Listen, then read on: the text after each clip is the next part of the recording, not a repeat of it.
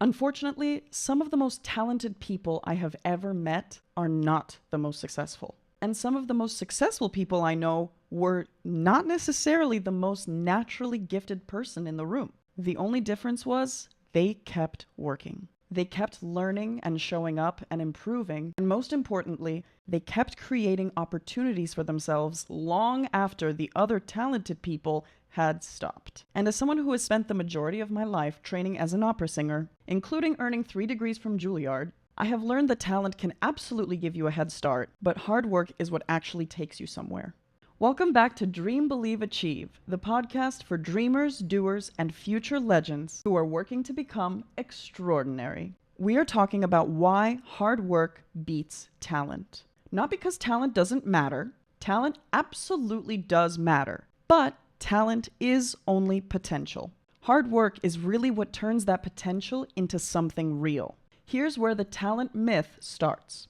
I think one of the most damaging things that we do to very talented children is constantly tell them how talented they actually are. It sounds like a compliment, and obviously it usually is, but over time, being the talented one can kind of become your entire identity. You start believing that things are supposed to come naturally to you. You might even begin avoiding situations where you could struggle, fail, or look less talented than people expect you to be. Because when your identity is based on being gifted, struggling feels like proof that maybe you were never really gifted at all. I myself have definitely experienced versions of that as a singer. I have a lower voice, a large range, and certain qualities that people noticed before I had the technical ability to fully control them. But having a beautiful or interesting instrument is not the same as knowing how to use it. Talent could definitely not teach me breath control or ear training or how to sing in different languages. And it definitely could not teach me to learn how to memorize my music. I had to develop my own acting, diction, musicality, stamina, stagecraft, and even how to maintain my calm and cool during an audition or a performance or especially a competition. So yes, talent gave me the raw material to work with so that I could become someone, but everything else had to be worked on. So what did Juilliard actually teach me? When you enter an institution like Juilliard, talent stops making you particularly special or interesting. Every single one of them were the strongest musicians, dancers, actors, or performers wherever they came from all over the world. I was suddenly surrounded by people who were also told their whole lives that they were exceptional. And that's when you realize, in that context, that talent alone is not enough to separate you. I was sitting in one of the black box rooms at Juilliard in my freshman year getting the freshman introduction, and the head of the vocal department was giving us kind of guiding advice for our first year there. And one of the things that he said was, the truth is that everyone that is sitting next to you is at a completely different stage of their career, of their development, of their talent, and there is absolutely no way to really know who's going to end up where. There are some students that could immediately have success in casting.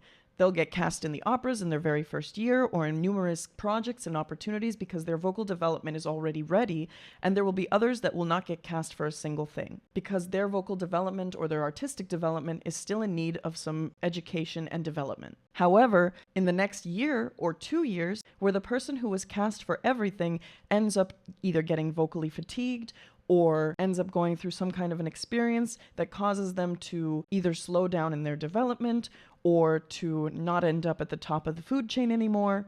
And I know that sounds terrible, but it is the reality of the situation. People get vocal injuries, people get tired, people have life experiences that change the trajectory of their career, and then those people that might not have been developed yet may spend their entire time working extremely hard to get to where they want to be. Mind you, I myself was one of those late bloomers. I started off in freshman year at Juilliard literally probably being one of the worst singers there.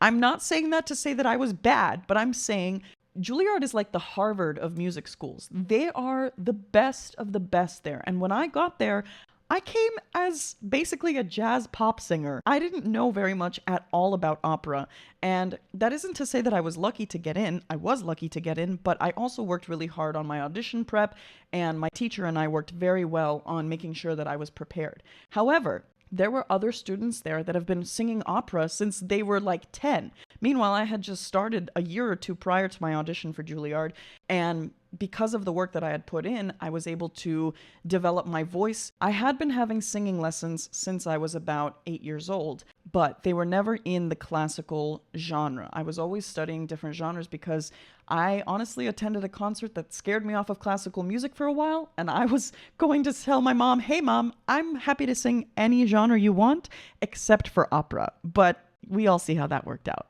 Anyways, eventually I did get bit by the opera bug, but what I'm trying to say is that there are other students who worked much longer in that specific genre and knew much more about it than I did when I first got there. And because I realized this, and because I wanted to make sure that I was doing the best that I possibly could to get the most out of Juilliard, whether that's in classical voice or just voice in general, because I love to sing and I knew that that's what I wanted to do, I worked harder than I think I ever would have in any other school because I wanted to keep up. I knew I was slightly behind, especially in my education of music theory, of ear training, of all of the elements that would make me a successful musician. And Juilliard does not joke around about that. Their music education is like nothing I could have ever anticipated, ever.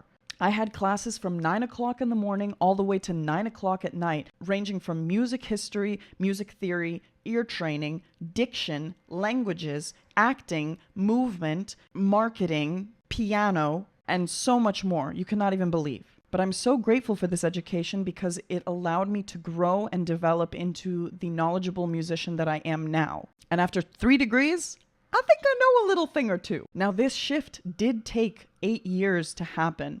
I did start climbing the food chain a little bit as I was going through my initial years at Juilliard, but it wasn't really until my master's that I really started getting taken seriously as a singer at Juilliard. Mind you, I did get a few casting opportunities here and there, which was amazing, and I'm very grateful for everything that I was able to receive from Juilliard and learn from Juilliard, but my colleagues just were more developed than I was at that time. I was practicing jazz up until then, and so getting into the opera world was I was a little bit delayed on that.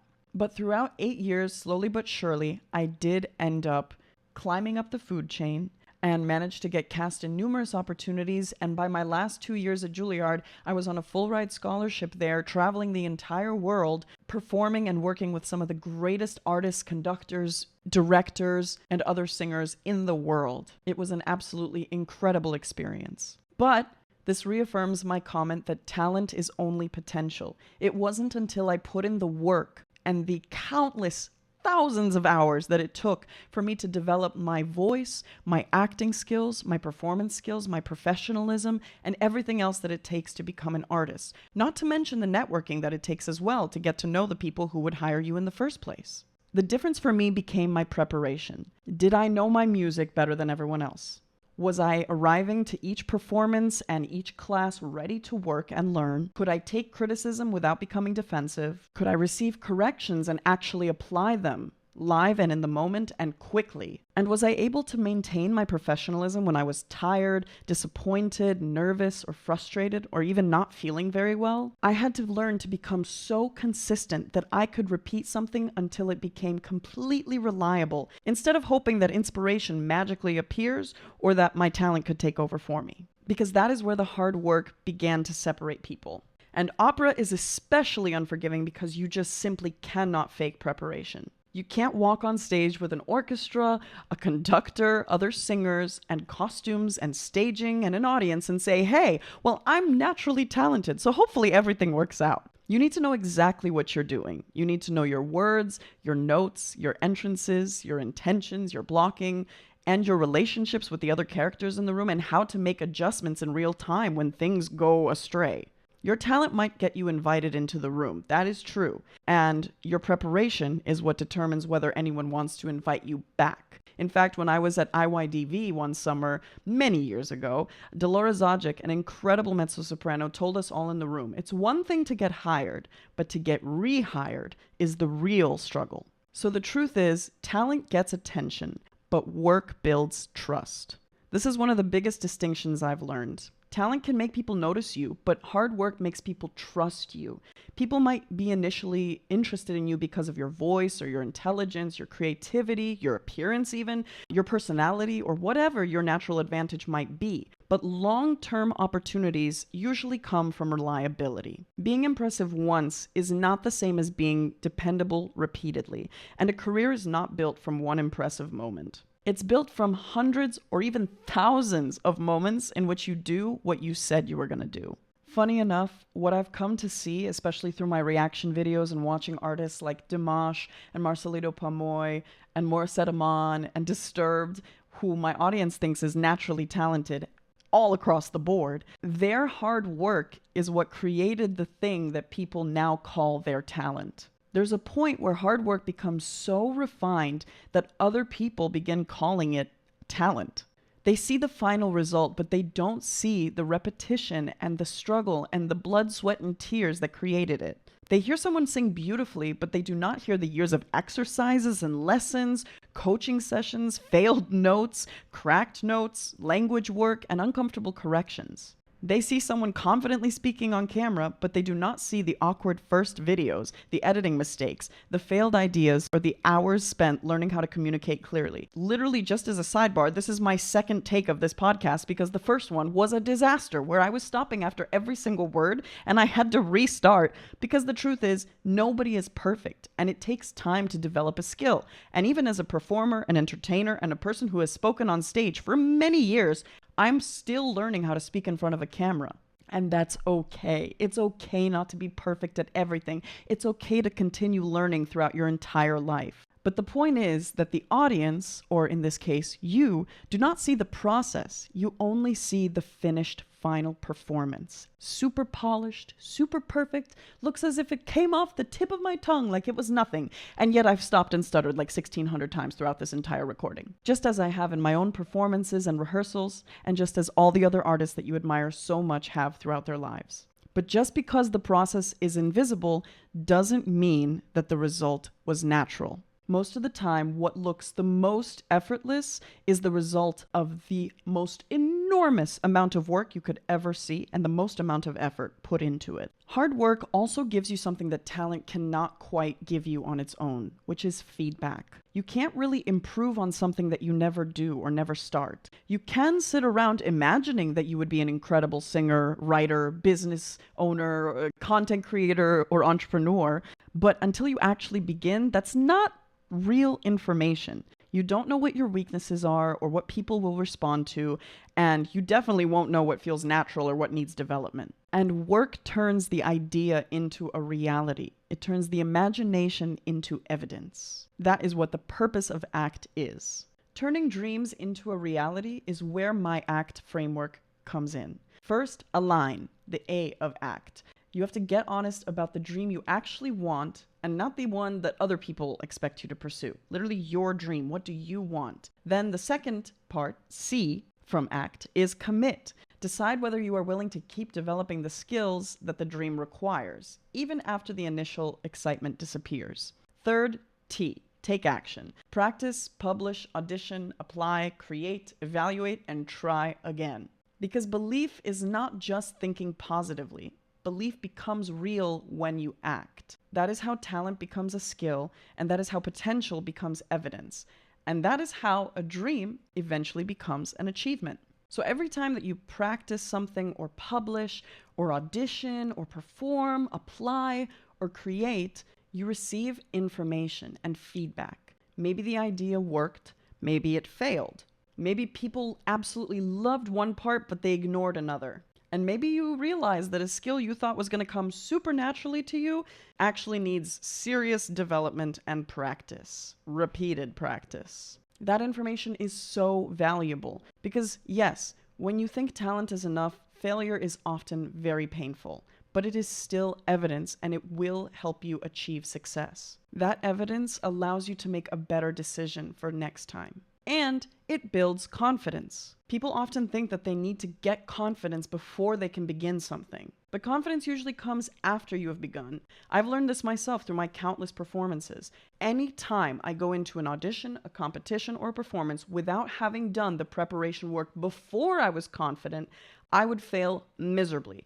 The time when I finally felt like my stage fright, and yes, I do get stage fright and adrenaline just like every other artist, when I finally felt like my stage fright was manageable was when I finally started coming in 150% prepared at the first rehearsal. Before I was confident, right? I was working through notes. I was like, oh my God, I can't hear this right. I don't know how to pronounce this correctly. I don't know what this is about. I went in and did all of the detailed work ahead of time so that when I did come in, I was 100% confident. Despite anything else that could go wrong, I was ready to take on and perform everything that I needed to do in order to succeed in what I was hired for. Just by being prepared for the rehearsals, I was able to become more confident during the rehearsal process by collecting proof that I could survive whatever I was having to go through. So if I made a mistake during a rehearsal, I could then repeat it 5 more times during the rehearsal, fix the mistake, and know that it's not going to happen during the performance. That's how you get better. With these podcasts, I may be starting off with a ton of editing work to do because I may be stuttering a little bit, or I may have moments where I have to pause or fix my notes or change something. But as I get better at podcasting and learn more and more the flow of how to sit down, how to talk to a camera, how to get off script a bit more, all of that is going to become much more natural. And as it becomes more natural, I will become more confident. And therefore, these podcasts will get much easier. But that wouldn't be able to be a possibility without me sitting down and failing and practicing and stuttering and starting over. You practice something that once felt impossible and eventually it becomes manageable. You publish something even though you are afraid that people will judge you, and then you discover that you are still alive afterwards when they do. You audition, get rejected, audition again, and realize that the first rejection didn't destroy you, so it doesn't matter if the second one or the third one or the fourth one does. You make lots of mistakes and learn how to recover each time and build your toolkit of recoveries. Each experience gives you evidence, and that evidence slowly becomes confidence. And I'm not gonna lie, guys, real confidence is not believing that you're always gonna succeed, because that's just not how it works. Real confidence is trusting yourself to continue even when you do fail. Hard work creates that trust. And I also want to clarify something important. When I say hard work beats talent, I do not mean that you should work yourself into complete exhaustion or burnout. Hello, I have been there. I have officially now just recovered from 2 years of burnout after 10 years of nonstop hard work. Don't do that. Please, for the love of all things good and holy, please balance your life and make sure that you're making time for yourself, your sleep, your health, your friends, your life, your happiness, everything else. Hard work is extremely important, but you must maintain balance in all of those other areas of your life as well so that you don't burn out and so that you can maintain a constant, continuous cycle. And by hard work, I also don't mean that doing more work automatically produces a better result. There's a difference between hard work and strategic work. My mom always taught me work smarter, not harder. Very smart lesson that I still carry with myself to this day. You can spend 10 hours, 100 hours, 1,000 hours working on something that does not matter and still avoid the one uncomfortable task that actually will move you forward. You can practice incorrectly for years and reinforce bad habits, which is another reason why some singers succeed and some singers don't, because some people develop bad habits and get vocal injuries. You never know. You can also constantly stay busy without becoming more effective, which I see a lot. It's kind of become like a trend to be busy, to be on that grind and to continue kind of struggling through your work and being exhausted all the time, but that's not really effective in achieving your goals and growing beyond where you're currently at. It's a good way to keep yourself in the work cycle and lead to burnout. Definitely a great way to do that. Good hard work requires and includes reflection. It includes asking yourself, what are my actual weaknesses? What skills can I build that would create the biggest improvement right now? What feedback am I avoiding? What am I repeatedly doing that is not producing a result? Stop that, right? Do I need to work harder or do I need to change how I'm working? These questions are so important because hard work is not a mindless repetition. It's effort, feedback, adjustment, and repetition. You work, you examine the result, you make a correction, and then you work again. That is how growth happens. And I'm so lucky that the internet taught me this same lesson. I learned this lesson when I became a content creator, that being able to sing did not automatically mean that I knew how to build an entire YouTube channel. I had to learn to speak to an online audience, especially when I started my live streaming. I had to learn how to create videos that people wanted to click. I had to learn about SEO, search engine optimization, titles, descriptions, tags, hashtags, posting, cross-posting, collaborating, so many things that I would have never thought of as just a singer. But yet as a creator, oh my God, I had to learn how to edit. That in and of itself was a whole mission. Also, learning consistency, community building, and the business side of being a creator were immense, massive tasks that I had to learn. There are other incredibly talented singers and reactors just like me who upload just one video, do not immediately receive the response that they expected, and stop. There are also singers who continue posting, experimenting, listening to feedback, and learning how the platform works. Those are usually the ones who might eventually build a large audience. Even to this day, I'm still posting and experimenting and learning how the platforms work. And I'm not going to succeed because I'm necessarily more talented or more capable or more deserving than someone else, but I'm giving myself more opportunities to improve and more opportunities to be discovered by continuing to try and keeping up with my consistency and growing and building and asking myself the questions that lead to more. People can't support work that they never see. You can be the most talented person in your bedroom, but if you never release anything, your talent remains private potential. And this is why I've absolutely come to love reacting to videos. Because what a lot of people that send in their reaction videos don't realize is that even though the artists that they love so very much make it seem like the most easy and natural thing in the world, I would say 99.9% of the things that you see are after years of training, development, and insane amounts of practice. My viewers often call artists like Dimash, Marcelito Pamoy, Rush, and Morissette Amon naturally gifted. But what looks effortless is usually years of invisible preparation. And what I'm so grateful to have learned through my journey in social media while simultaneously building my career as an opera singer in private for 8 years is that being excellent in private still leaves you invisible. What do I mean by that? If I never started my social media journey, I would still be working a second job or multiple jobs to afford to survive at this current moment. Because even though I have worked in the industry all around the world, I've gotten my 3 degrees from Juilliard, and I've put in all the work that it takes to become one of the greatest in my industry, just because I became technically excellent doesn't mean that I was visible the entire time doing it. And also in the opera world, things function a bit differently. And in the music world in general, in 2026, being talented doesn't necessarily mean that you are going to be hired. But I'm finding that as I become more and more visible, more opportunities open up to me. So hard work makes the talent visible. And this is the danger of waiting to be discovered.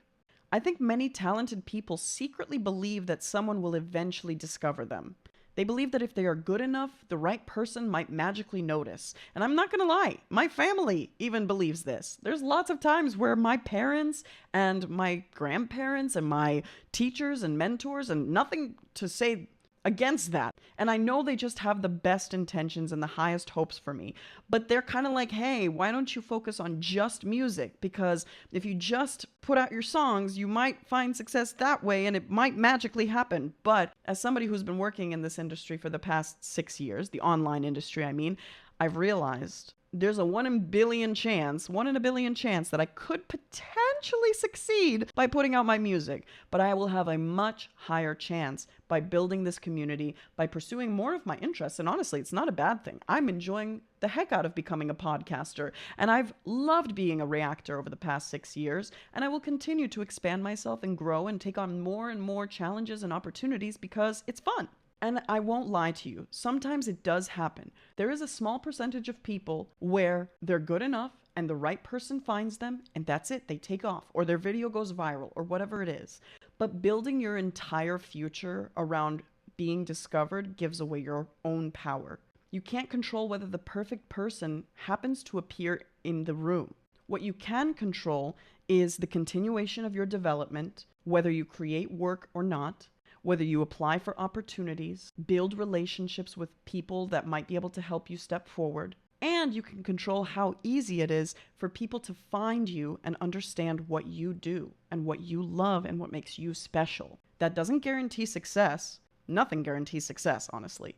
But it does give success somewhere to land. The truth is that opportunity can't do much for you if you're unprepared when it arrives. Now we are entering in a world where artificial intelligence can help people write, edit, compose, research, organize, design, and create faster than ever before. And I think that since AI is taking off, some people are definitely wondering whether hard work will matter less because technology can now perform so much of the hard labor. But I actually think the opposite may happen. I think AI can help people create more technically acceptable work. That means that simply producing something will no longer be enough to distinguish you. Your taste will matter, your judgment will matter, and your story will matter, and your ability to choose the right idea, recognize the quality, communicate emotion, and create something meaningful will matter more than everything else. Because AI is the tool that can help you bring those natural perspectives to life. It's true, with AI, the work is changing. You don't have to spend 10 hours manually completing a task anymore that technology can finish in 5 minutes, but you still need to know what you're trying to say. You still need to recognize whether the result is good, and you need to understand your audience, you need to make decisions, and you need to develop a voice that feels human and specific to you.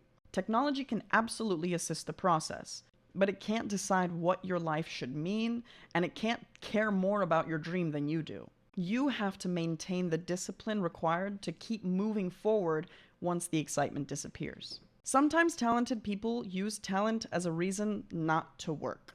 They think, I know I could do this if I really tried. And that sentence kind of protects their ego, because as long as they never fully try, they never have to discover whether or not they would actually succeed. Potential feels very, very safe, guys. Very safe.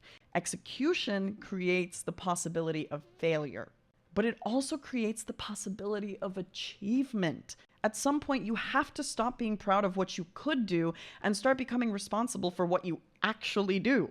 Your unused potential does not create a career. Your ideas don't change your life when they remain ideas.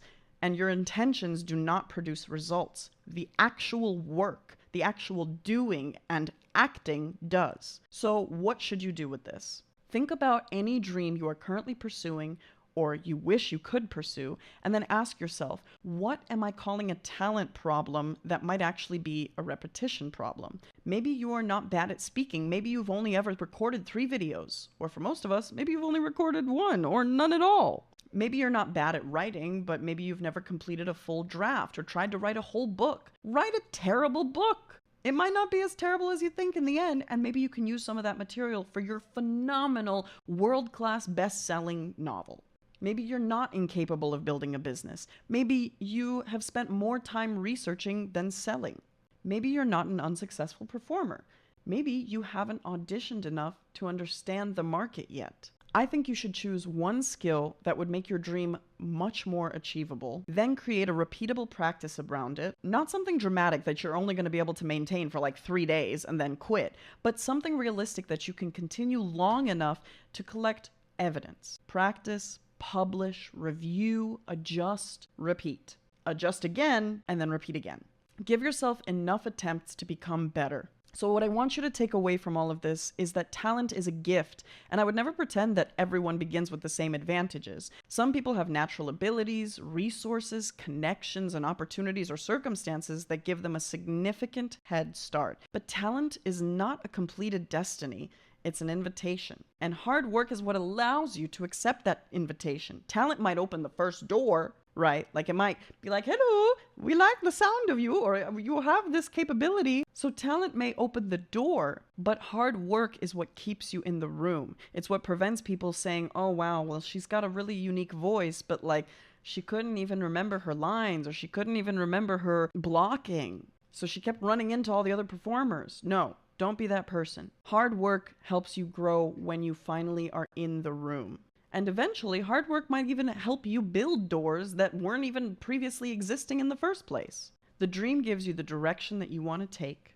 Belief gives you the courage to begin, but achievement requires action. So don't spend your life trying to prove that you're talented.